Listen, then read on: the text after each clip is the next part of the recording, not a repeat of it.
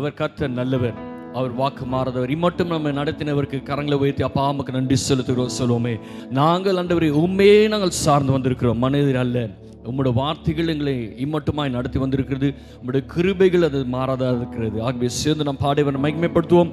அவர் வார்த்தையின் மேலே நான் சார்ந்திருப்பதால் கவலை என்றும் எனக்கு இல்லையே, என் தேவைகள் எல்லாம் அவர் பார்த்துக் கொள்வார், நான் கர்த்தருக்குள் மகிழ்ந்திருப்பேன். ஆகவே கர்த்தருக்குள் மன மகிழ்ச்சியோடு அவரை நாம் ஆராதித்து அவரை நாம் துதிப்போமா. உற்சாகமா கரங்களை தட்டி பாடுவோமா.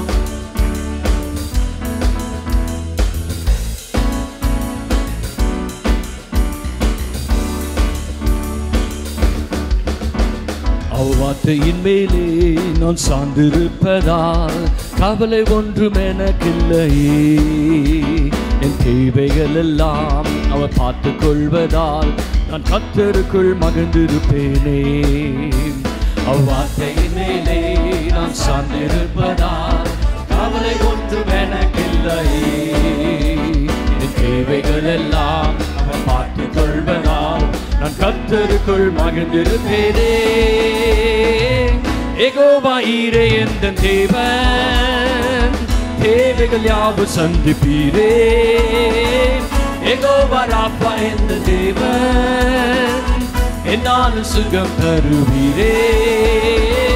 யெகோவா ஈரே என்ற தேவன், தேவைகள் யாவும் சந்திப்பீரே.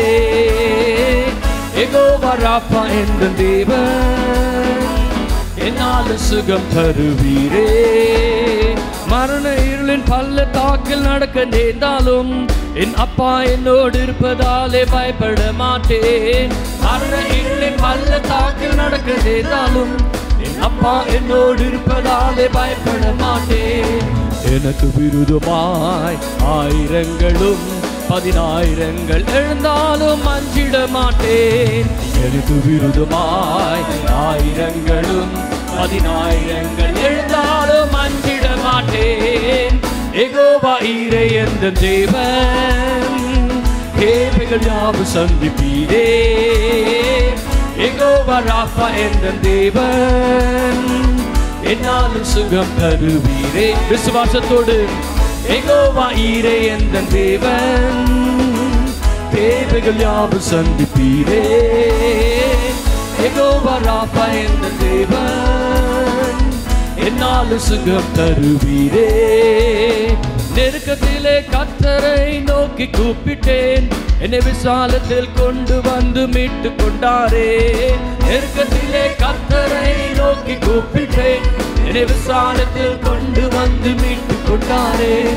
என் பட்சத்தில் கர்த்தர் இருப்பதினாலே ஒருபோதும் நான் அசைக்கப்படுவதில்லையே. என் பட்சத்தில் கர்த்தர் இருப்பதினாலே ஒருபோதும் நான் அசைக்கப்படுவதில்லையே. யெகோவா ஈரே என்ற தேவன், தேவைகள் யாவும் சந்திப்பீரே. யெகோவா ராப்பா என்ற தேவன், என்னாலும் சுகம் தருவீரே. யெகோவா ஈரே என்ற தேவன், தேவைகள் யாவும் சந்திப்பீரே. யெகோவா ராப்பா என்ற தேவன், என்னாலும் சுகம் தருவீரே. மரண இருளின் பள்ளத்தாக்கில் நடக்க நேர்ந்தாலும் என் அப்பா என்னோடு இருப்பதாலே பயப்பட மாட்டேன். மரண இருளின் பள்ளத்தாக்கில் நடக்க நேர்ந்தாலும் என் அப்பா என்னோடு இருப்பதாலே பயப்பட மாட்டேன். எனக்கு விருதுமாய் ஆயிரங்களும் 10,000 எழுந்தாலும் அஞ்சிட மாட்டேன். எனக்கு விருதுமாய் ஆயிரங்களும் 10,000 எழுந்தாலும் அஞ்சிட மாட்டேன். யெகோவா ஈரே என்ற தேவன், விசுவாசத்தோடு சொல்லப்பா. எங்கள் தேவைகள் எல்லாவற்றையும் சந்திக்கிறது நீ மட்டுமே. யெகோவா ராப்பா, எங்களுக்கு சுகத்தை கட்டடுகிற தேவன். யெகோவா ஈரே என்ற தேவன், சந்திப்பீரே. யெகோவா ராப்பா என்ற தேவன், என்னாலும் சுகம் தருவீரே. நெருக்கத்திலே கர்த்தரை நோக்கி கூப்பிட்டேன், என்னை விசாலத்தில் கொண்டு வந்து மீட்டு கொண்டாரே. நெருக்கத்திலே கர்த்தரை நோக்கி கூப்பிட்டேன், என்னை விசாலத்தில் கொண்டு வந்து மீட்டு கொண்டாரே. என் பட்சத்தில் கர்த்தர் இருப்பதினாலே ஒருபோது நான் அசைக்கப்படுவதில்லையே. என் பட்சத்தில் கர்த்தர் இருப்பதினாலே ஒருபோது நான் அசைக்கப்படுவதில்லையே. யெகோவா ஈரே என்ற தேவன், தேவைகள் யாவும் சந்திப்பீரே. யெகோவா ராபா என்ற தேவன், என்னால் சுகம் தருவீரே. யெகோவா ஈரே என்ற தேவன், தேவைகள் யாவும் சந்திப்பீரே. யெகோவா ராபா என்ற தேவன், என்னால் சுகம் தருவீரே. யெகோவா ஈரே என்ற தேவன், தேவைகள் யாவும் சந்திப்பீரே. யெகோவா ராபா என்ற தேவன், என்னால் சுகம் தருவீரே. யெகோவா ஈரே என்ற தேவன், தேவைகள் யாவும் சந்திப்பீரே. யெகோவா ராபா என்ற தேவன், என்னால் சுகம் தருவீரே. ஆமென். அவர் யெகோவா ஈரே, யெகோவா ராபா, நம் தேவைகள் எல்லாவற்றையும் சந்தித்து நல்ல சுகம் பலன் ஆரோக்கியத்தோடு கொண்டு வந்து சேர்த்தான் சொல்றாங்க. கரங்களை தட்டி உற்சாகமாக அப்பாவுமே ஆராதிக்கப்படு. Lord, we come here this morning to worship you. We thank you for all the good health and strength that you have given us. நம்மை பலப்படுத்தி இருக்கிறது எதுக்காக? அவருடைய துதி சொல்லி வர முடியாது, அவரை துதித்து ஆராதிக்க முடியாது. Lord, you have given me strength to give praises unto you. ஒவ்வொரு நேரம் தேவனுடைய சமூகத்தில் வரும்பொழுது ஒரு நன்றி இருதயத்தோடு கர்த்தாவே நீர் மட்டுமா எங்களை காத்து வந்தீர்கள். Every time we come into His presence, we say, Lord, we thank you because you have been protecting us. எத்தனையோ தீங்குகளை நாம் கேள்விப்படுகிறோம், எத்தனையோ விபத்துகள் நாம் கேள்விப்படுகிறோம். ஆனால் கர்த்தர் எல்லாவற்றையும் காத்து கொண்டான்னு சொல்கிறோம். கரங்களை உயர்த்தி அப்பா நீங்களை காப்பாற்றி வந்திருக்கா நன்றி சொல்கிறோம். Those who say, Lord, you have protected me, we give you thanks. Lift up your hands and give thanks to Him. இந்த நாளிலே உமக்கு நன்றி செலுத்த முடியாமல் அமர்ந்திருக்கிறோங்க தாவே. காரணம் நீர் எங்களை காண்கிற தேவன், எங்களை கண்டு சும்மா விடுகிற தேவன் அல்ல.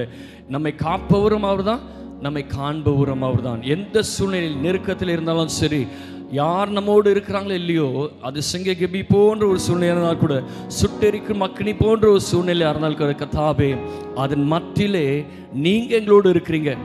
அநேக நமக்கு நெருங்கியவர்கள் நம்ம விட்டு ஓடி போகலாம். Even those who are close to us might flee away, might forsake, but God, you have never forsaken me.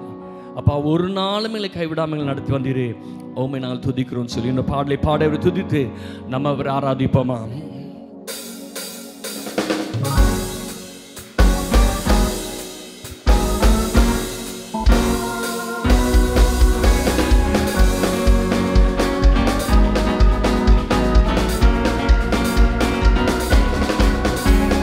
சிங்கக்கெபியில் நான் விழுந்தேன், அவர் என்னோடு அமர்ந்திருந்தார்.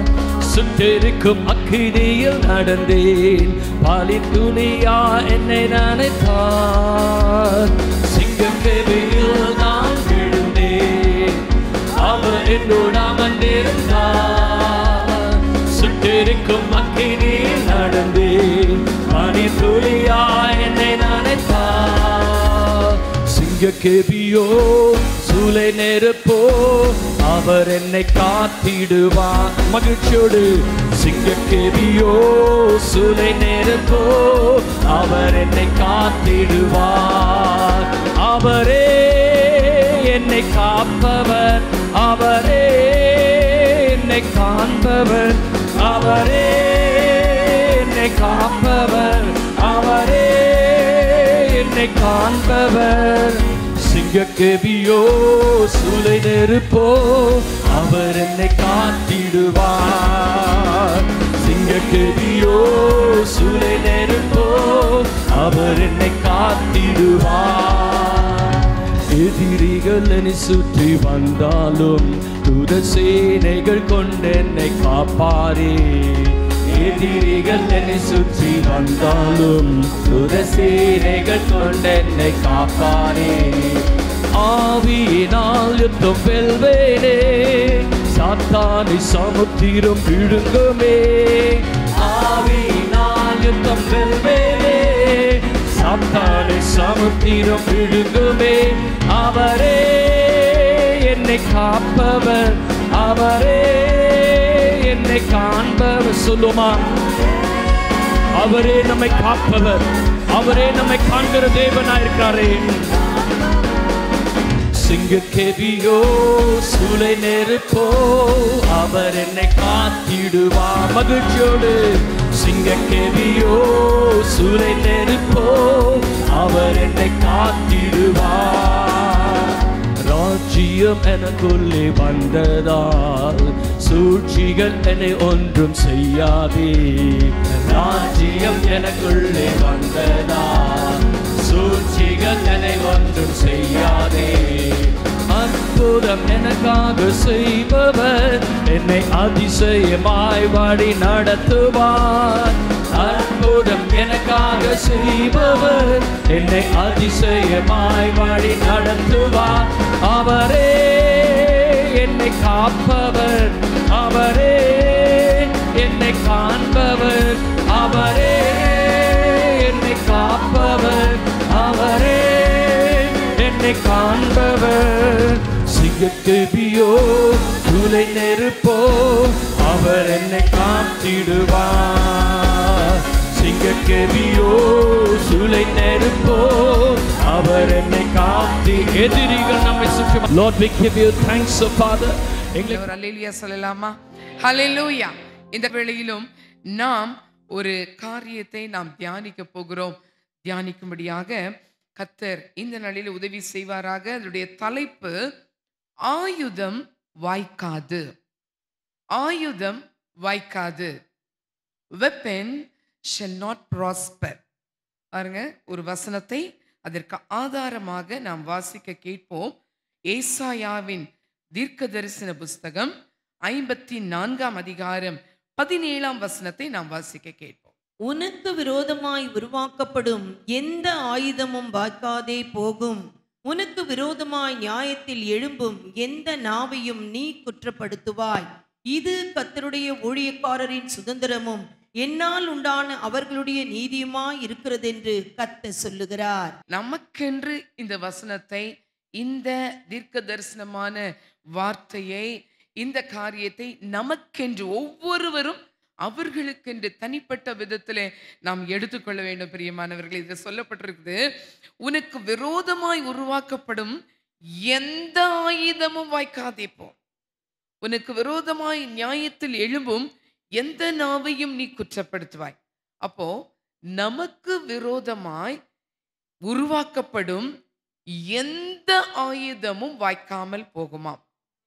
எந்த ஆயுதம், எந்த ஆயுதம், எப்படிப்பட்ட ஆயுதமா இருந்தாலும் சரி, எப்படிப்பட்ட காரியமா இருந்தாலும் சரி, அந்த ஆயுதம் சொல்லும்போது whatever the weapon may be, அதாவது அந்த ஆயுதங்கள் எப்படிப்பட்டவைகளா இருந்தாலும் சொல்லும்போது அது வார்த்தை என்ற ஆயுதமா இருக்கலாம், அல்லது திட்டங்கள் என்ற ஆயுதமா இருக்கலாம், அல்லது ஆலோசனை என்ற ஆயுதமா இருக்கலாம், அல்லது வரைபடம். சில பேர் மேப் போட்டு இந்த காரியங்கள் இப்படி இப்படி பண்ணணும்னு சொல்லி பாருங்க, வரைபடம் என்கிற ஆயுதமா இருக்கலாம்.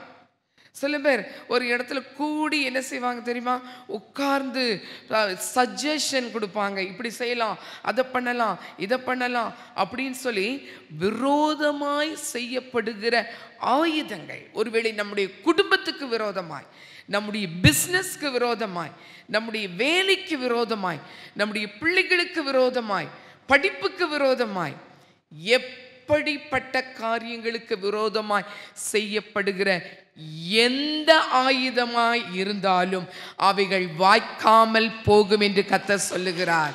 எத்தனை பேர் விசுவாசிக்கிறீங்க? இதை பார்த்து கொண்டிருக்க என் அன்பு சகோதரி சகோதரியே, உங்களுக்கு விரோதமாய் உருவாக்கப்படும் எந்த ஆயுதமும் அது வாய்க்காது. ஏன் தெரியுமா? நம்முடைய பாதுகாப்பு எதுல இருக்குதுன்னா தேவனுடைய வாக்குத்தத்தத்தில் காணப்படுகிறது. நம்முடைய பாதுகாப்பு தேவனுடைய வாக்குத்தத்தமாய் இருக்கிறது. அவைகளை நாம் அறிக்கை செய்யும் போது நமக்கு விரோதமாய் உருவாக்கப்படுகிற ஆயுதங்கள் செயல் இழந்து போகும்.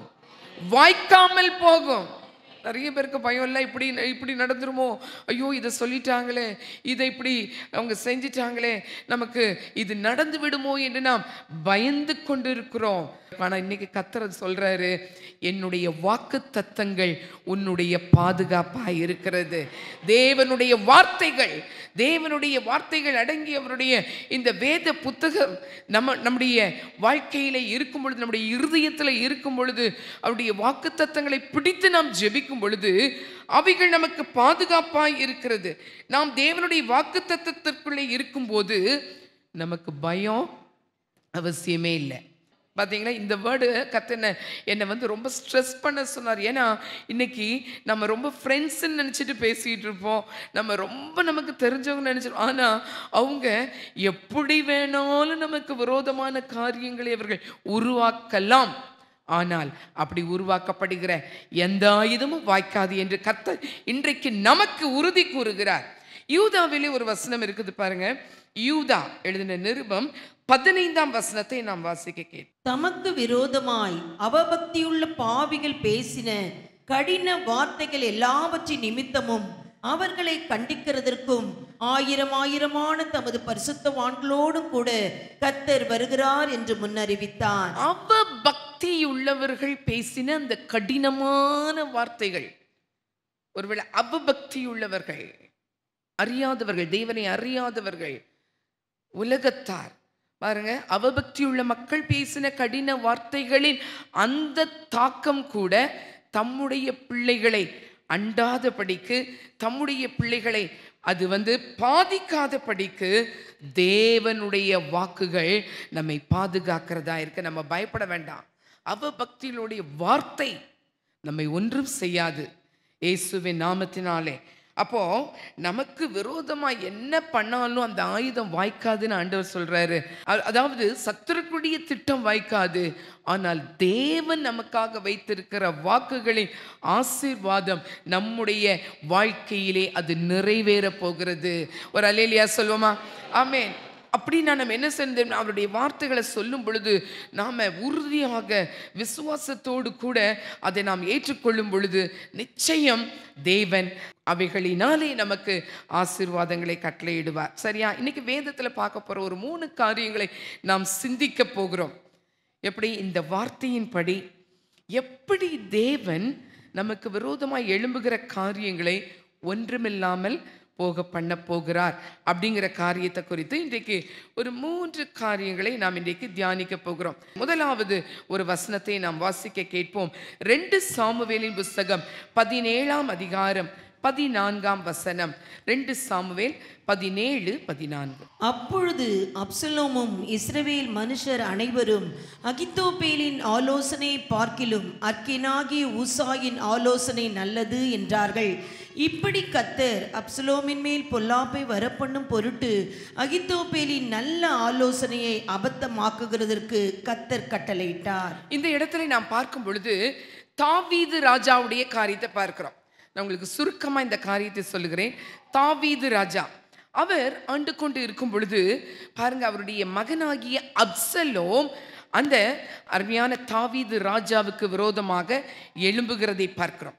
அவர் ஆட்களை சம்பாதிக்கிறார், குதிரைகளை சம்பாதிக்கிறார், எல்லாரையும் அப்படியே பேசி பேசி கடைசி என்ன பண்றாரு, இவர் ஒரு மக்களை இவர் ஏற்படுத்தி இப்போ யாருக்கு விரோதமாய் எழும்புகிறார்? தன்னுடைய சொந்த தகப்பனுக்கு விரோதமாய் இந்த அப்சலோம் எழும்புகிறதை நாம் பார்க்கிறோம். அப்போ எழுப்பும் போது என்ன நடக்குது? தாவீதும் அவருடைய மனுஷர்களும் எல்லாரும் சேர்ந்து என்ன தெரியுமா, அவங்க எல்லாம் கிளம்பி அந்த அவருடைய அரண்மனையை விட்டு எல்லாரும் போறாங்க.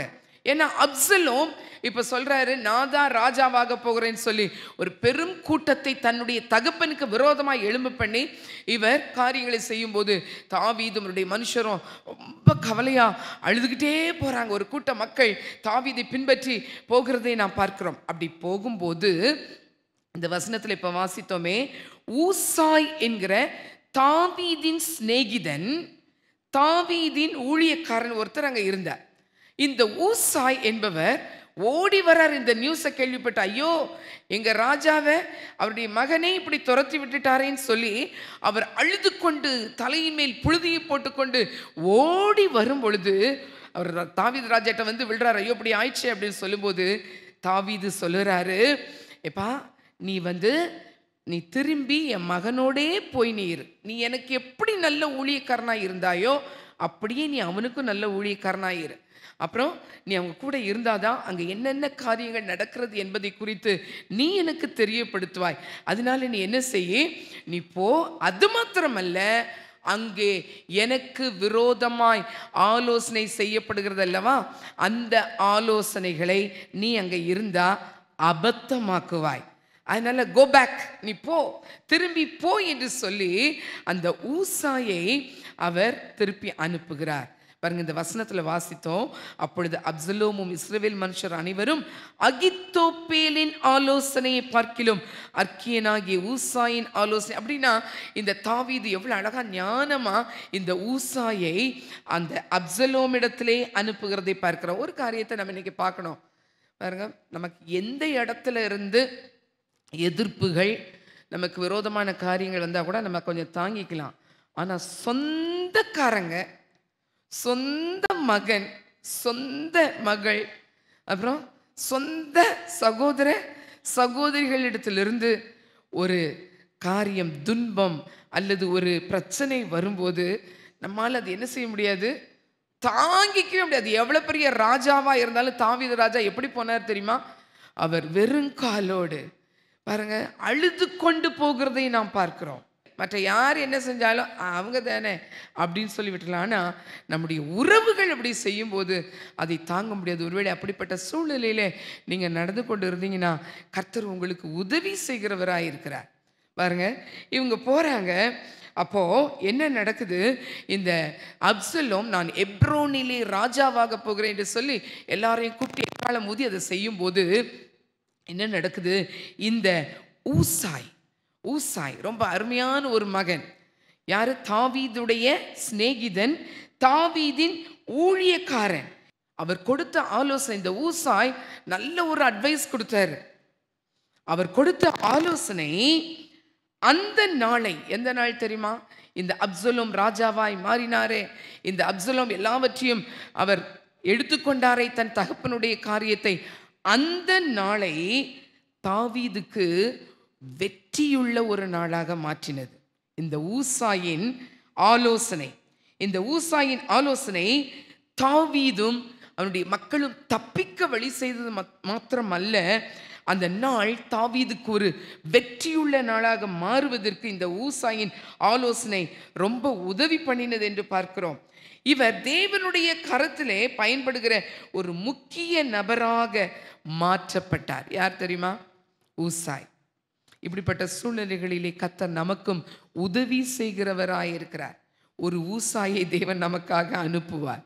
நமக்கு விரோதமாய் ஆலோசனைகள் நடக்கும்போது கர்த்தர் ஒருத்தரை தேவன் நமக்காக யுத்தம் பண்ணும்படி, நமக்காக பேசும்படி, அவருடைய அந்த ஆலோசனைகளை அபத்தமாக்கும்படி இந்த ஊசாயை தேவன் எடுத்து உபயோகப்படுத்துகிறார். கர்த்தருடைய ஆலோசனை அகித்தோப்பேலின் ஆலோசனையை அபத்தமாக்கியது. பாருங்களேன், இந்த அகித்தோப்பேல்ங்கிறவன் எப்படிப்பட்ட ஆள் தெரியுமா? Good counsellor, advisor. இந்த அகித்தோப்பேல் தாவீதுடைய அரசவையில் இருந்தவர். அவருடைய ஆலோசனை எல்லாம் எதுவுமே சொதப்பினதே கிடையாது. அவர் கொடுக்குற ஆலோசனை எப்படி இருக்கும்? ரொம்ப சூப்பரா இருக்கும். அப்படிப்பட்ட அகித்தோப்பேல்கள் நல்ல ஆலோசனை கொடுத்தா கூட கர்த்தருடைய ஆலோசனை அதை என்ன செய்யும்? அதமாக்கும். பாருங்க, இப்பெல்லாம் ஆளுகிறவர்கள், நம்ம நாட்டை ஆளுகிறவர்களுக்கு அட்வைஸ், ஆலோசனை கொடுக்கும்படி நிறைய ஆலோசனைக்காரர்கள் இருப்பாங்க.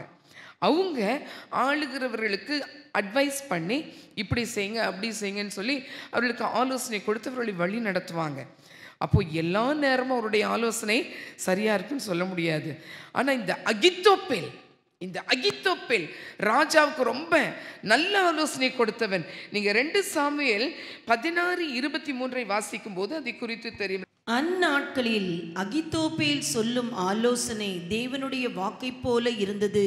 அப்படி அகித்தோப்பேலின் ஆலோசனை எல்லாம் தாவீதுக்கும் இருந்தது, அப்சலோமுக்கும் அப்படியே இருந்தது. வசனம் சொல்லுது பாருங்க, அகித்தோப்பேல் சொல்லும் ஆலோசனை தேவனுடைய வாக்கை போல இருந்தது.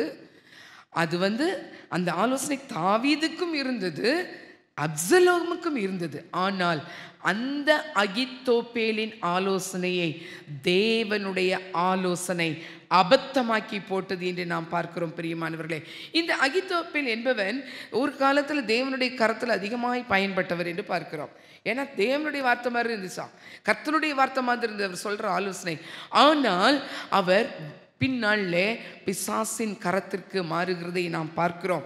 இந்த அகித்தோப்பேல் தேவனுடைய பிள்ளைகளுக்கு விரோதமாய் எழும்பி அவர்களை அழிப்பதற்கு ஆலோசனையை கொடுக்கிறதை நாம் பார்க்கிறோம். எனக்கு அன்பான சகோதரி, இந்த காரியம் இருக்கட்டும். இன்றைக்கு கர்த்தர் நமக்கு சொல்ற காரியம் என்ன தெரியுமா? நமக்கு விரோதமாய் எத்தனை பேர் ஆலோசனை பண்ணினாலும் நாம் கர்த்தருடைய வாக்குத்தத்தத்தை விசுவாசிக்கும் பொழுது, அந்த வாக்குத்தத்தத்திற்குள்ளே இருக்கும் பொழுது, தேவன் ஒரு சின்ன ஆலோசனை தான், அதை கொண்டு அது தேவ ஆலோசனையாக இருக்கும். அந்த தேவ ஆலோசனை நமக்கு விரோதமாய் செய்யப்படுகிற காரியங்களை ஒன்றுமில்லாமல் போக பண்ணும். எத்தனை பேர் விசுவாசிக்கிறீங்க? ஆமேன், ஹல்லேலூயா. பாருங்க, இதற்கு முதலாவது ஒரு குறிப்பை தருகிறேன். விரோதமான ஆலோசனை அபத்தமாகும். விரோதமான ஆலோசனை அபத்தமாகும். விரோதமான ஆலோசனை தேவன் அபத்தமாக்கி போடுவார். நாம் தேவனுடைய கரத்தில் பட்சத்தில் இருக்கும்போது நம்முடைய முடிவு ஆசீர்வாதமாக இருக்கும். நீங்கள் சில நேரம் நம்ம வாழ்க்கையில் ஒரு நல்ல ஒரு ஆலோசனை, ஒரு காரியம் வந்திருக்கும், ஆனால் நம்ம அதை எடுக்காமல் போயிருப்போம். அந்த ஆலோசனை கேட்காம அந்த முடிவை எடுக்காமல் போயிருப்போம். அப்படி எடுக்காமல் போயிட்டோமேன்னு சொல்லிட்டு நம்ம என்ன செய்வோம் தெரியுமா? சில நேரம் கஷ்டப்படுவோம். ஐயோ, இதை எடுத்துருக்கலாமோ, நல்லதாக தெரிஞ்சுது அந்த ஆலோசனை, எடுத்துருக்கலாமோ. வேலையில், குடும்பத்தில் பாருங்க, ஐயோ இந்த வேலையை விட்டுருக்கலாமோ, அல்லது இந்த காரியத்தை செய்திருக்கலாமோ, ரொம்ப நல்லதாக தெரிஞ்சுதே அப்படின்னு அப்படி நம்ம சொல்லுவோம் சில நேரம். அப்போ பின்னால் தெரியும் அந்த ஆலோசனை நல்லதாக இருந்தால் கூட அது தேவனுடைய சித்தம் அல்ல அப்படிங்கிறது பின்னாட்களிலே நாம் அறிந்து கொள்வோம். இங்கே இந்த தாவீது நெருக்கப்படுகிற, இந்த தாவீது பயங்கரமான தன்னுடைய மகனால் ஒடுக்கப்படுகிற அந்த நிலையில் இந்த தாவீதுக்கு பயமாக இருந்திருக்கும்ல. இந்த அகித்தோப்பேல் பயங்கரமான அட்வைசர். இவன் என்னெல்லாம் கொடுக்க போகிறானோ, என் மகனுக்கு கொடுத்து என்னை இன்னும் என்னெல்லாம் நெருக்க போகிறானோ அப்படின்னு சொல்லி ஒரு பயம் இருக்கதான் செய்யும் இல்லையா? சில ஆட்கள் ரொம்ப நல்லா கொடுப்பாங்க, குடும்பத்தில் இப்படி சண்டையை வர வைப்பாங்க, வார்த்தையை வச்சு. ஒரு சின்ன வார்த்தையை அழகாக கொளுத்தி போட்டு போயிடுவாங்க, அல்லது ஒரு சின்ன அட்வைஸ் சொல்லிட்டு போயிடுவாங்க. யாரும் இல்லாத நேரம், புருஷன் இல்லாத நேரம் பாருங்க, ஒரு சின்ன அட்வைஸ் சொல்கிறேன் நீ கேட்டுக்கோ அப்படின்னு சொல்லி அது போட்டுட்டு போயிடுவாங்க. போட்டுட்டு போனால் அது பயங்கரமாக கொழுந்து விட்டு எரியும். பிரியமானவர்களே, அப்படிப்பட்ட ஆலோசனைகள் எல்லாம் தேவன் அபத்தமாக்கும்படியாக இந்த நாளிலே நம்மோடு பேசி கொண்டு இருக்கிறார். பாருங்க, இந்த தாவீது என்ன பண்ணார் தெரியுமா? அவருக்கு பயமா இருந்துச்சு.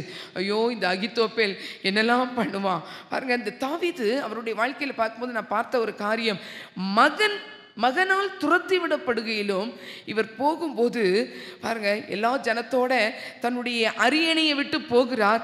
அப்போ கூட வசனம் சொல்லுது, அவன் தேவனை ஆராதிக்கிறவராக இருந்தார், தேவனுக்கு நன்றி செலுத்துகிறவராக இருந்தார். அது மாத்திரம் இல்ல, அவர் ஒரு சின்ன ஜபத்தை பண்றார். 2 சாமுவேல் 15ஆம் அதிகாரம் 31ஆம் வசனத்தை வாசிங்க. அப்சலோமோடு கட்டுப்பாடு பண்ணினவர்களுடன் அகித்தோப்பேலும் சேர்ந்திருக்கிறான் என்று தாவீதுக்கு அறிவிக்கப்பட்ட போது தாவீது, கர்த்தாவே, அகித்தோப்பேலின் ஆலோசனையை பைத்தியமாக்கி விடுவீராக என்றான். பார்த்தீங்களா? இப்போ தாவீதுக்கு பயம் வந்துருச்சு. அப்சலோமோட யார் இருக்காரு? அகித்தோப்பேல் இருக்கிறபடியினாலே, ஆண்டவரே இந்த அகித்தோப்பேல் கூட இருக்கிறானே, நான் என்ன பண்ணுறதுன்னு சொல்லி இவர் என்ன செய்கிறார் தெரியுமா? கர்த்தாவே, அகித்தோப்பேலின் ஆலோசனையை பைத்தியமாக்கி விடுவீராக என்றான். ஆனால் ஆங்கிலத்தில் அழகாக போட்டிருக்கு, and David said, oh Lord, I pray, turn the counsel of Ahithophel into foolishness. Turn the counsel, அதாவது ப்ரே பண்ணுறார். ப்ரேன்னு இருக்குது, அவர் ஜெபித்தார். தாவீதுடைய ஒரு சின்ன ஜெபம் என்ன தெரியுமா? ஆண்டவரே, அகித்தோப்பேலின் ஆலோசனையை பைத்தியமாக்கி விடுவீராக. இன்னைக்கு கர்த்தர் சொல்றாரு, கர்த்தர் உங்களோட பேசுகிறார். உங்களுக்கு விரோதமாக செய்கிற காரியங்கள் நிறைய குடும்பங்களில் பார்க்குறோம். எத்தனையோ காரியங்களில் அவங்க கஷ்டப்பட்டு கொண்டு இருக்கிறாங்க. சமாதான குறைவு, சில நபர்கள் நிமித்தம் சமாதான குறைவுகள், சில நபர்களின் நிமித்தம் அப்படி குடும்பங்களில் பிரச்சனைகள், கணவன் மனைவி இடையிலே இருக்கிற பிரச்சனைகள். நீங்கள் ஜெபிங்க, ஆண்டவருடைய வாக்குத்தத்தத்தை பிடிங்க. ஆண்டவரே, அந்த மனுஷனுடைய வார்த்தை ஒருவேளை நமக்கு விரோதமாக அவங்க காரியங்களை செய்து கொண்டிருக்கலாம். அவங்க விரோதமாக காரியங்களை நம்முடைய வாழ்க்கையில் கொண்டு வர பிரயத்தனப்பட்டு கொண்டிருக்கலாம். உங்களுடைய குடும்பத்தை பிரிக்கும்படியாக சில நேரம் பார்த்தா சில கணவன் மனைவி பாருங்க, அவங்க அழுது கொண்டிருக்கிற ஒரு சூழ்நிலை. என்ன தெரியுமா? என் குடும்பத்தை பிரிக்கிறதுக்காகவே இவங்க இந்த மாதிரி காரியத்தை பண்ணிட்டு இருக்கிறாங்க. நீங்க செய்ய வேண்டியது என்ன தெரியுமா? ஆண்டவரே, அவர்களுடைய ஆலோசனையை பைத்தியமாக்கி விடுவீராக. எப்படி தாவீது ஒரு சின்ன ஜெபம் பண்ணாரு. அகித்தோப்பேலின் ஆலோசனை அது பயங்கரமான ஆலோசனை தான், நல்ல ஆலோசனை, கர்த்தருடைய வாக்கை போல இருந்த ஆலோசனை தான். ஆனாலும் ஆண்டவரே, நான் ஜெபிக்கிறேன், இந்த வேளையில அவனுடைய ஆலோசனையை நீங்க அபத்தமாக்கி விடுங்க ஆண்டவரே. நெருக்கப்படுகிற வேளையிலே அவர் செய்த அந்த சின்ன ஜெபம் அவருடைய ஆலோசனை அபத்தமாக்கினதா இல்லையா? அபத்தமாக்கிட்டு ஊசா எங்கே போகிறார், அங்க போய் சொல்றாரு, அகித்தோப்பேல், நீ இப்ப சொன்ன ஆலோசனை நல்லதல்ல, நீ இப்ப சொன்ன ஆலோசனை நல்லதல்ல, அதனால நான் சொல்றபடி நீங்க செய்யுங்கன்னு சொல்லி அவர் ஆலோசனை சொன்ன பொழுது அது தாவீதுக்கு மிகுந்த ஆசீர்வாதத்தை, ஒரு பாதுகாப்பை, ஒரு நல்ல பதிலை கொண்டு வந்தது என்று பார்க்கிறோம். இன்றைக்கு கர்த்தர் உங்களுக்கு சொல்றாரு, நீங்க செய்ய வேண்டியது என்ன தெரியுமா? ஆண்டவரே, அப்பா, இப்படிப்பட்ட ஆலோசனைகளை கொடுக்கிறவர்களுடைய காரியங்களை நீங்க மாற்றி போடுங்க ஆண்டவரே. அவைகளை நாங்கள் கேன்சல் பண்ணுகிறோம் கர்த்தாவே. இந்த தாவீதுடைய ஜெபம் எனக்கு ரொம்ப பிடிச்சிருந்தது. என்ன தெரியுமா? ஆண்டவரே, நீ நம்முடைய ஆலோசனையை பைத்தியமாக்க. ஒரு சின்ன ஜெபந்தான். ஒருவேளை நமக்கு விரோதமாக செய்யப்படுகிற காரியம் பயங்கர சக்தி வாய்ந்ததா இருக்கலாம். நமக்கு விரோதமாய் அவர்கள் செய்கிற காரியங்கள் சக்தி வாய்ந்ததல்ல. ஐயோ, எனக்கு விரோதமாக இப்படி வச்சுட்டாங்க, அப்படி வச்சுட்டாங்க, எங்கள் வீட்டுக்கு முன்னால் இது இருந்துச்சு, அது இருந்துச்சு அப்படின்னு சொல்லி பயங்கள்லாம் இருக்கும். சக்தி வாய்ந்த ஆலோசனைகளை ஜெபம் தகர்க்கிறதா இருக்கிறது. ஹல்லேலூயா. சக்தி வாய்ந்த ஆலோசனைகள், சக்தி வாய்ந்த காரியங்கள், நமக்கு விரோதமாக உருவாக்கப்படுகிற காரியம் அது எப்பேற்பட்ட காரியமாக இருந்தாலும் ஜெபம் அவைகளை தவிடு பொடியாக்கும். பிரியமானவர்களே, தேவனுடைய ஆலோசனை அந்த சக்தி வாய்ந்த ஆலோசனைகளை ஒன்றுமில்லாமல் போக பண்ணும். அந்த தாவீதுடைய அந்த வாஞ்சையை கர்த்தர் நிறைவேற்றினார். அவருடைய ஜெபத்தை கேட்டார். என்ன தெரியுமா? அவருக்கு ஒரு ராஜாங்கமே விழப்போகிற ஒரு சூழ்நிலை. பாருங்க, சாதாரண இல்லை. நம்ம குடும்பத்திலே 4 பேர் இருக்கிறதே நம்ம சமாளிக்க முடியல. ஆனால் இந்த ராஜா, தாவீது ராஜா, அவருக்கு எவ்வளோ நெருக்கம் வந்திருக்கும். ஆனால் அவர் ஜெபித்தார். ஆண்டவரே, எனக்கு விரோதமாய் அங்கே ஒருத்தர் இருக்கிறான், அவன் ஆலோசனை பண்ணிக்கிட்டு இருக்கிறான். உங்களுக்கு இருக்காங்களா? வேலையில் இருக்கிறாங்களா? குடும்பத்தில் இருக்கிறாங்களா? பக்கத்து வீட்டில் இருக்கிறாங்களா? நம்ம தெருவில் இருக்கிறாங்களா? ஆண்டவரே, அவர்களை நம்ம ஒன்றும் செய்ய சொல்ல வேண்டாம். அவருடைய ஆலோசனைகளை ஆண்டவரே ஒன்றுமில்லாமல் போக பண்ணுங்க. எனக்கு விரோதமாக பேசிட்டு இருக்கிறாங்க, அவைகள் ஒன்றும் இல்லாமல் போக பண்ணுங்க. உடனே நம்ம டென்ஷன் ஆயிட வேண்டாம், உடனே நம்ம கோபப்பட வேண்டாம். எப்படி ஜெபிப்போம் தெரியுமா? அவர்கள் எதெல்லாம் சொல்றாங்களோ இப்படி தான் அவன் சொல்லுவான். அந்த ஆலோசனையை நீங்க ஒன்றும் இல்லாமல் போக பண்ணுங்க. ஆண்டவரே, இந்த வார்த்தையை தான் அந்த இடத்துல உபயோகப்படுத்துவான் எனக்கு விரோதமா. அந்த வார்த்தை ஒன்றும் இல்லாம போகட்டும் கர்த்தாவே. வேலையில எனக்கு வேட்டு வைக்கின்ற ஒருத்தன் இருக்கிறான், அவன் இதைத்தான் செய்வான். அந்த பிளானை ஒன்றுமில்லாமல் போக பண்ணுங்க ஆண்டவரே. ஹல்லேலூயா, ஹல்லேலூயா. கர்த்தர் அதை செய்வார். தாவீதின் ஜெபத்தை கேட்டு, ஆமென், ஒரு பெரிய தலை சிறந்த அட்வைசருடைய அந்த அந்த ஆலோசனை தேவன் அபத்தமாக்கிறது போல இன்றைக்கு தேவன் நம்முடைய ஜெபத்தை கேட்டு நமக்கு விரோதமாய் எழும்புகிற அந்த வார்த்தைகளை, அந்த எண்ணங்களை, அந்த பிளான்ஸ், அந்த மேப்ஸ், அது எதுவாக இருந்தாலும் கர்த்தர் இன்றைக்கு ஒன்றுமில்லாமல் மாற்றப் போகிறார். விரோதமான ஆலோசனை அபத்தமாகும். இந்த வெடிகுண்டெல்லாம் வச்சிருவாங்க தெரியுமா? சில வெடிகுண்டு வச்சுட்டாங்க சொல்லி அதை அந்த வெடிகுண்டை டிஃப்யூஸ் பண்ணுவாங்க, செயலிழக்க பண்ணுவாங்க. அதுபோல அந்த வெடிகுண்டு போல ஒரு பயங்கரமான ஆலோசனை இருந்தாலும் ஜெபம் என்கிற காரியம் அதை டிஃப்யூஸ் பண்ணிடும், அது ஒன்றுமில்லாமல் போக பண்ணும். தாவீது ராஜாவுடைய வாழ்க்கையில நம்ம கற்றுக்கொள்ள வேண்டியது அதுதான். ரெண்டாவது பாருங்க, தானியேலின் புஸ்தகம் 3ஆம் அதிகாரம் 28ஆம் வசனத்தை நாம் வாசிக்க கேட்போம். அப்பொழுது நேபுகாத்நேச்சார் வசனித்து, சாத்ராக், மேஷாக், ஆபேத்நேகோ என்பவர்களுடைய தேவனுக்கு ஸ்தோத்திரம், அவர்கள் தங்களுடைய தேவனை தவிர வேறொரு தேவனையும் சேவித்து பணியாமல் அவரையே நம்பி ராஜாவின் கட்டளையை தள்ளி தங்கள் சரீரங்களை ஒப்பு கொடுத்ததினால் அவர் தமது தூதனை அனுப்பி தம்முடைய தாசரை விடுவித்தார். தானியேல் 3வது அதிகாரத்தை நீங்க பார்க்கும் பொழுது, நேபுகாத்நேச்சார் அந்த ராஜா ஒரு 60 முழ உயரம், நல்லா பாருங்க, 60 முழம்னா எவ்வளோ ஹைட்டு, 60 முழ உயரம் 6 முழ அகலமான ஒரு பொற்சிலையை உண்டு பண்ணி தூரா என்கிற சமபூமியில வைத்து அந்த பாபிலோன்ல இருக்கிற பாருங்க எல்லாம் மேல் மட்டத்தில் இருக்கிறவர்கள், நல்ல கவனிங்க, நல்ல உத்தியோகஸ்தர்கள், அறிவாளிகள், அந்த மேல் மட்டத்தில் இருக்கக்கூடிய சகல நபர்களையும் வரவழைத்து அவர் நிறுத்தின பொற்சிலையை அவங்க என்ன செய்யணும்? வணங்கணும். அப்போ இந்த மேல் மட்டத்தில் இருக்கக்கூடியவர்களிலே எருசலேமிலிருந்து பாபிலோனுக்கு அழைத்து வரப்பட்ட ஷாத்ராக், மேஷாக், ஆபேத்நேகோ, தானியேலுடைய சிநேகிதர்களும் இருந்தாங்க. அப்போ எல்லாரும் வந்துட்டாங்க. அந்த 60 முழ உயரம் 6 முழ அகலமான அந்த காரியத்தை இப்போ வணங்கணும், விழுந்து வணங்கணும். ஆனால் ஷாத்ராக், மேஷாக், ஆபேத்நேகோ அவர்களுக்கு யாரு தேவன்? கர்த்தாதி கர்த்தர் தான் தேவன். அவங்க அறிக்கையை தான் இந்த இடத்துல நேபுகாத்நேச்சார் சொல்லுகிறத பார்க்குறோம். அதுக்கு முன்னால் பாருங்க, அவங்க சொல்கிறாங்க தானியேல் 3:17 வாசிங்க. தானியேல் 3:17, நாங்கள் ஆராதிக்கிற எங்கள் தேவன் எங்களை தப்புவிக்க வல்லவராயிருக்கிறார். அவர் எரிகிற அக்கினி சூளைக்கும் ராஜாவாகி உம்முடைய கைக்கும் நீங்களாக்கி விடுவிப்பார். அவங்க சொல்றாங்க, நீங்க ராஜா சொல்றாரு, நீங்க விழுந்து பணிந்து அதை நீங்க கும்பிடலைன்னா, அதை ஆராதிக்கலைன்னா உங்களை நான் எங்க போட்டுருவேன்? எரிகிற அக்கினி சூளை. பார்த்தீங்களா, அக்கினியில முதலாவது நடந்தவங்க நம்ம ஆட்கள் தான். பார்த்தீங்களா, சூளையில.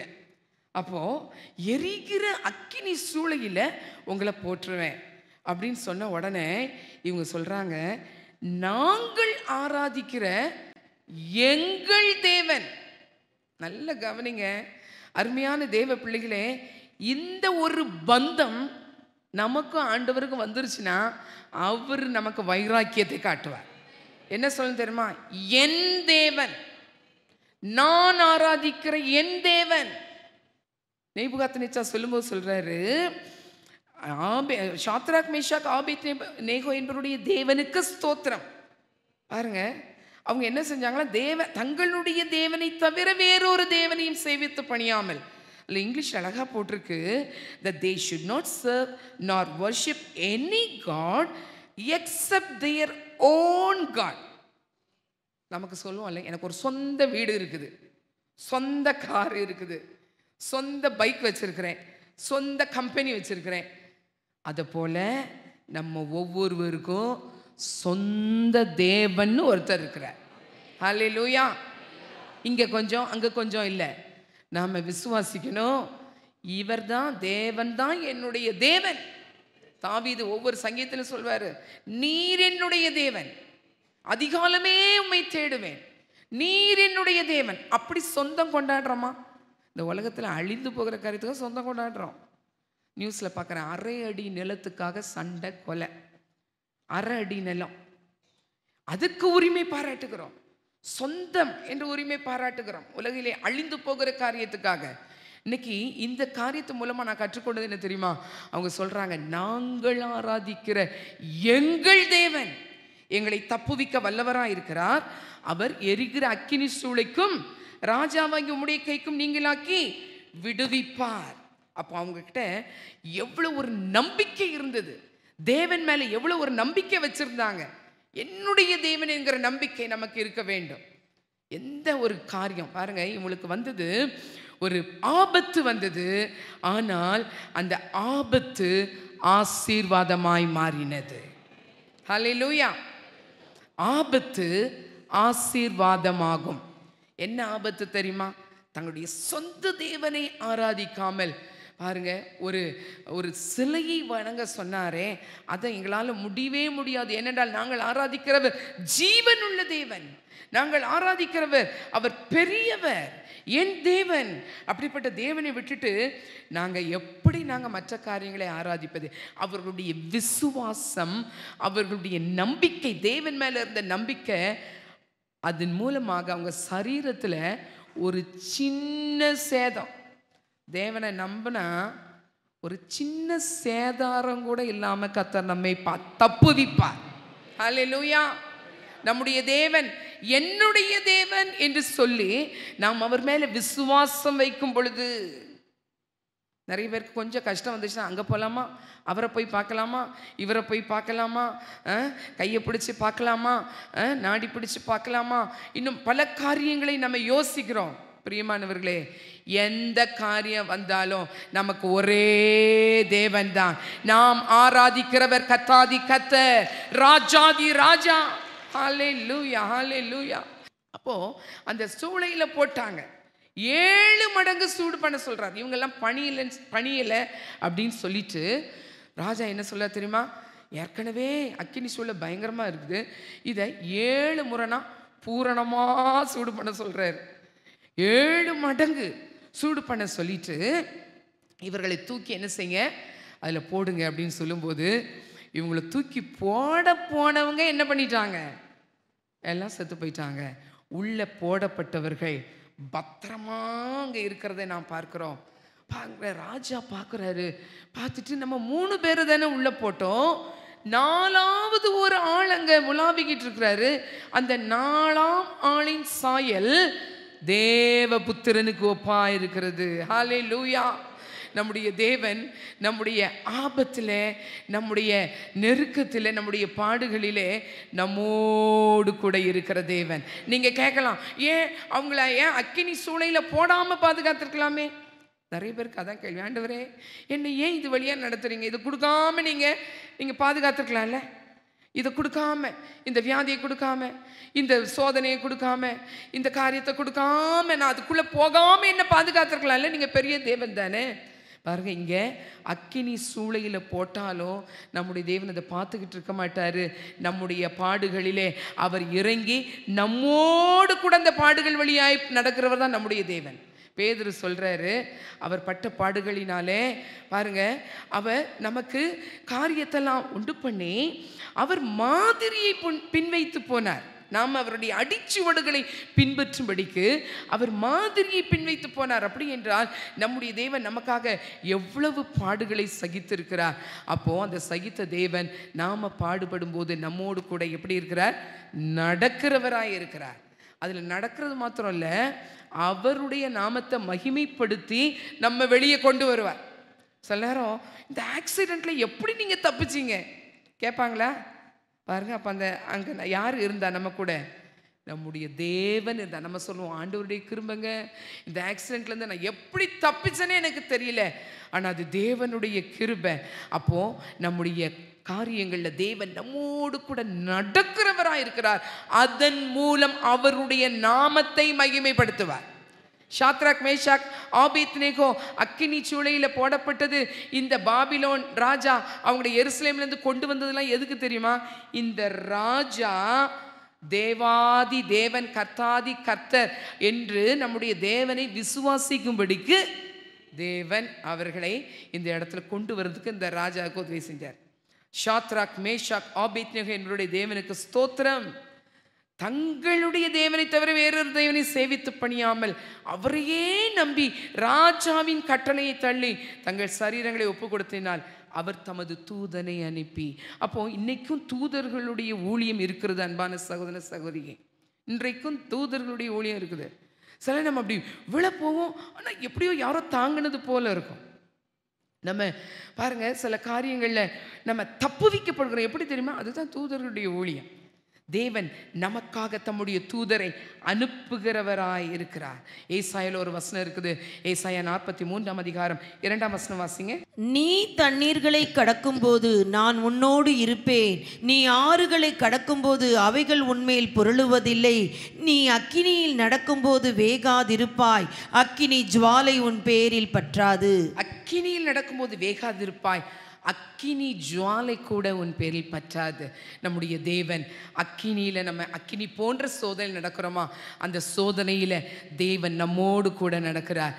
அப்படின்னா நாம் எவ்வளவு தூரம் அவர் மேலே வைராக்கியம் பாராட்டணும். இன்னைக்கு நம்ம இதிலிருந்து படித்துக்கொள்ளக்கூடியது, ஆண்டவரே இந்த ஆபத்து ஆசீர்வாதமாய் மாறணும்னா இந்த ஆபத்திலிருந்து விடுவிக்கக்கூடிய நம்முடைய தேவனை என்னுடைய தேவன் என்று சொல்லி நாம் உரிமை பாராட்டி அவர் மேல விசுவாசம் வைக்க வேண்டும். ரோமர் 10:17 சொல்லப்படுகிறது, ஆதலால் விசுவாசம் கேள்வியினாலே வரும், கேள்வி தேவனுடைய வசனத்தினாலே வரும்.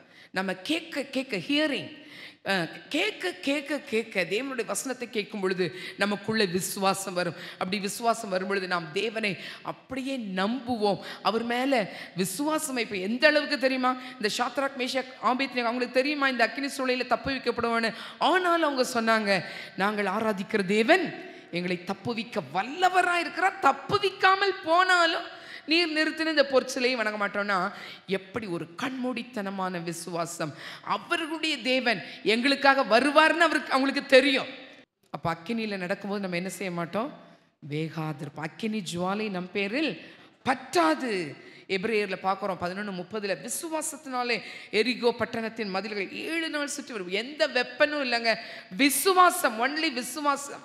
அந்த ஃபெய்த்னால, தேவன் மேல் வைத்த விசுவாசத்தினால, தேவன் மேல் வைத்த நம்பிக்கையினால இன்னைக்கு உங்களுக்கு விரோதமாய் எழும்புகிற ஆபத்துக்கள், உங்களுடைய விசுவாசம், தேவன் மேல நீங்க எவ்வளவு தூரம் நம்பிக்கை வச்சிருக்கிறீங்க, அந்த நம்பிக்கை அதை பார்க்கிறார் ஆண்டவர், அதை பார்க்கிறார்.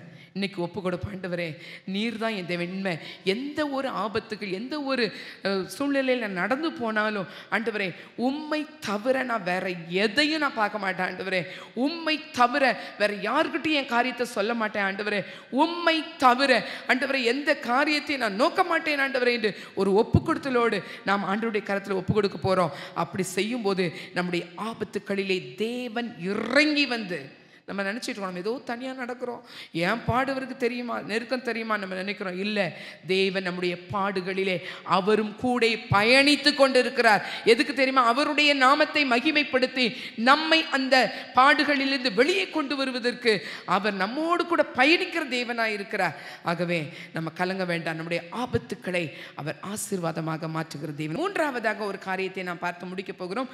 தானியேலின் புஸ்தகம் 6ஆம் அதிகாரம் 22ஆம் வசனத்தை நாம் வாசிக்க கேட்போம். சிங்கங்கள் என்னை சேதப்படுத்தாதபடிக்கு தேவன் தம்முடைய தூதனை அனுப்பி அவைகளின் வாயை கட்டி போட்டார். அதேனென்றால் அவருக்கு முன்பாக நான் குற்றமற்றவனாய் காணப்பட்டேன், ராஜாவாகிய உமக்கு முன்பாகவும் நான் நீதிகேடு செய்ததில்லை என்றான். இந்த காரியம் நம்ம எல்லாருக்கும் தெரியும். தரியு ராஜாங்கிறவர் ஆட்சி செய்யும் பொழுது இந்த தானியேல் என்ன செஞ்சார்னா எல்லாவற்றிலும் சிறந்து விளங்கினார். ஞானத்திலே தேவ ஆவியை பெற்றபடியினாலே தரியு என்ன பண்ணாரு, இவரை எல்லாவற்றுக்கும் அதிகாரியாக வைக்கணும்னு சொல்லிட்டு ஆலோசனை பண்ணி கொண்டிருக்கிறத மற்ற கூட இருக்கிறவங்க ஊழியக்காரங்களுக்கு கோவம் வந்துச்சு.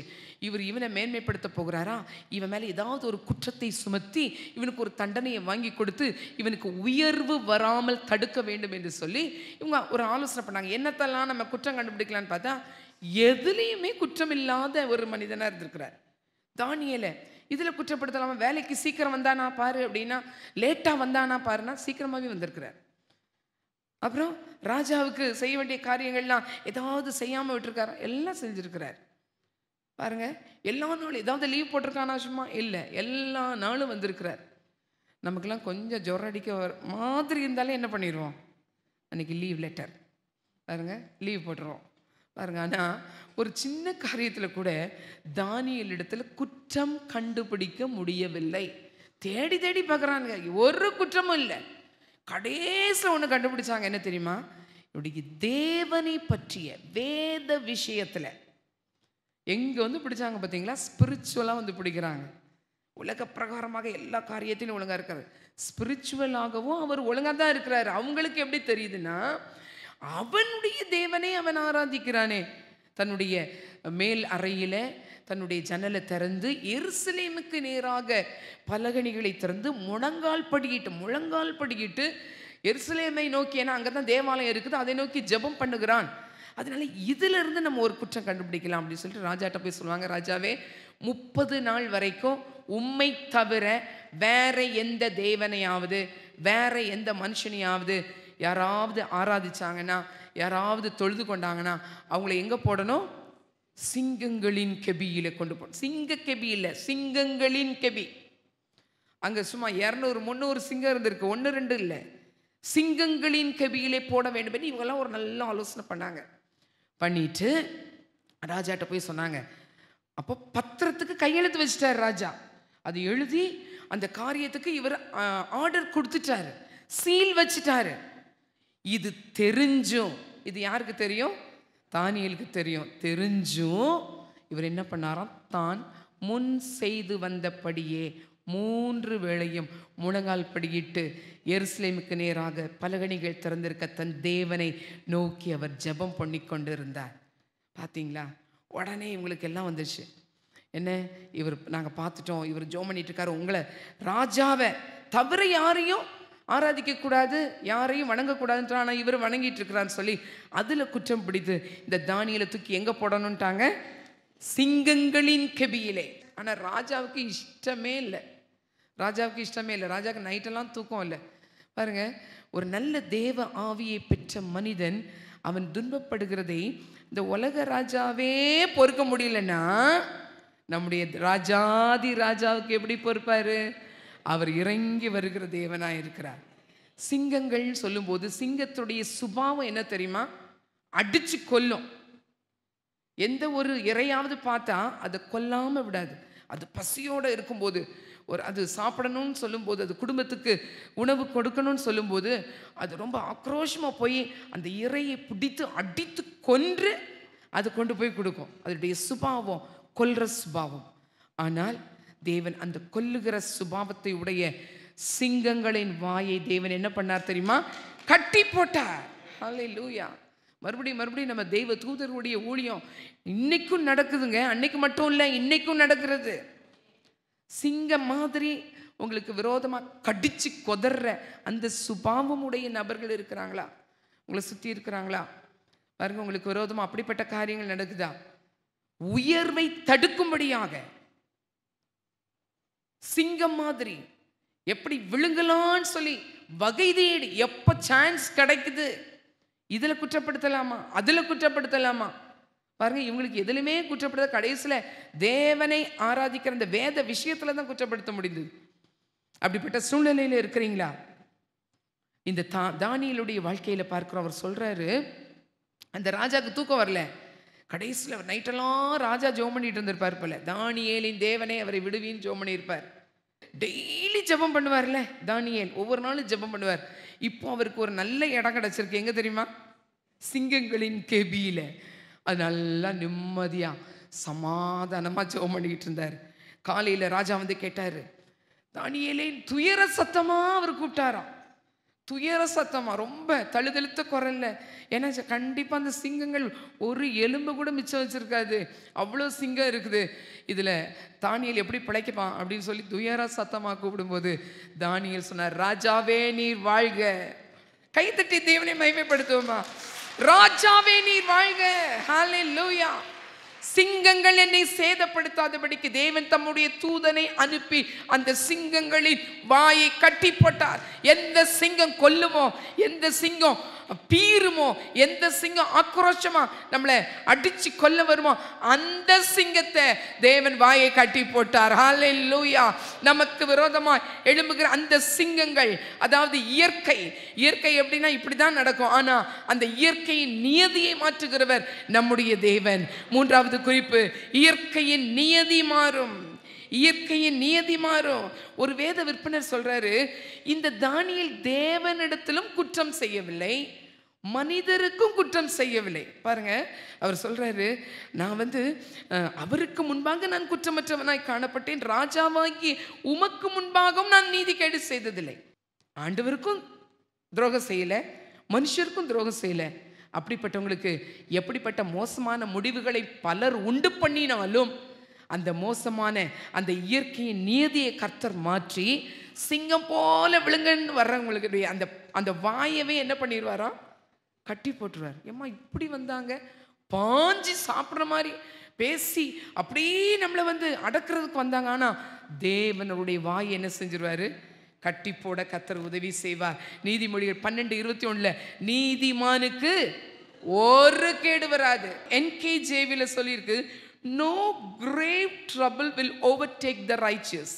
பார்த்தீங்களா, அவனுக்கு சாகக்கூடிய, அவன் மரித்து போகக்கூடிய நிலைமை ஒரு நீதிமானுக்கு வராது, ஒரு கேடும் வராது.